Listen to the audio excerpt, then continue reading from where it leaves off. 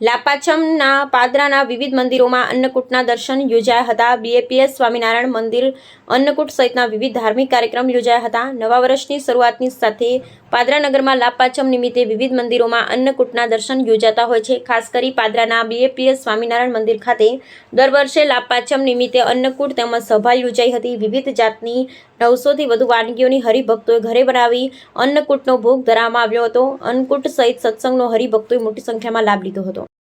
શ્રી સ્વામિનારાયણ ભગવાનની જય। આજનો દિવસ એટલે લાભ પાંચમનો પરમ પવિત્ર દિવસ।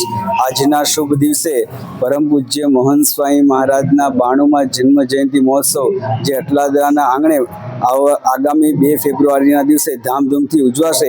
એ ઉપક્રમે તેમજ પાદરા મંદિરના 25 વર્ષ પૂર્ણ થાય છે, તો સમગ્ર વર્ષ દરમિયાન જે રજત જયંતિ મહોત્સવની ઉજવણી કરવામાં આવી છે એ નિમિત્તે અને સમગ્ર વિશ્વમાં શાંતિ અને સંવાદિતા સ્થપાય એ નિમિત્તે આજે પાદરા મંદિરની અંદર એ વિશ્વ શાંતિ મહાયજ્ઞ કહેતા કે સત્સંગ દીક્ષા હોમાત્મક યજ્ઞનું ખૂબ સુંદર આયોજન કરવામાં આવ્યું હતું, જેની અંદર 13 વર્ષથી નાના એ બાળકો અને દ્વારા એ સત્સંગ દીક્ષાના શ્લોકો દ્વારા એનો યજ્ઞનો પાઠ કરવામાં આવ્યો હતો। અને પાદરા વિસ્તારના ભાવિક ભક્તો મોટી સંખ્યાની અંદર વહેલી સવારે ઉત્સાહ અને આનંદથી આ યજ્ઞની અંદર પોતે બધા ભાગ લીધો હતો અને ખૂબ પોતાના જીવનની અંદર ભક્તિમય વાતાવરણનો એમને આનંદ મળ્યો હતો।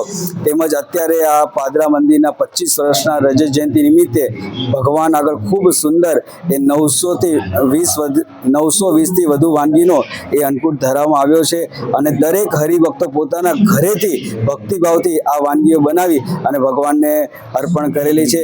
સાથે સાથે ખૂબ સુંદર આ પાટોત્સવની સભાનું પણ આયોજન થયું છે, જેની અંદર અટલાદરા મંદિરથી સંતો અને કોઠારી સ્વામી પૂજ્ય ભાગ્ય સેતુ સ્વામી પણ આ સભાની અંદર પધારી અને સૌને આશીર્વચન આપવાના છે।